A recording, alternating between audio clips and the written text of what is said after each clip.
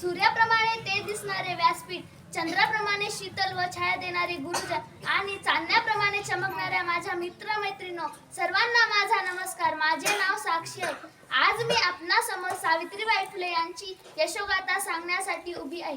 क्रांतिज्योती सावित्रीबाई फुले या भारताच्या पहिल्या महिला शिक्षिका होत्या. त्यांचा जन्म 3 जानेवारी 1831 रोजी सातारा जिल्ह्यातील नायगाव येथे झाला. त्यांचा विवाह वयाच्या अवघ्या 9व्या वर्षी महात्मा फुले यांच्याशी झाला. विवाहानंतर महात्मा फुलेंनी सावित्रीबाईंना लिहायला वाचायला शिकवले व त्यांनी 1 जानेवारी 1848 रोजी पुण्याच्या बुधवार पेठेत मुलींची पहिली शाळा सुरू केली. त्यांच्या क्रांतिकारी निर्णयावर लोकांनी तीव्र विरोध केला. त्या शिकवायला जात असताना त्यांच्यावर शेण, चिखल, दगडफेक तरीही त्या डगमगल्या नाही. त्यांनी त्यांचे शिकवण्याचे काम चालूच ठेवले. त्यांनी बावनकशी, रत्नाकर यासारखे काव्यसंग्रह लिहून समाज जागृती केली. त्यांना सती, बालविवाह, केशवपण अशा वाईट प्रथांना त्यांनी विरोध केला.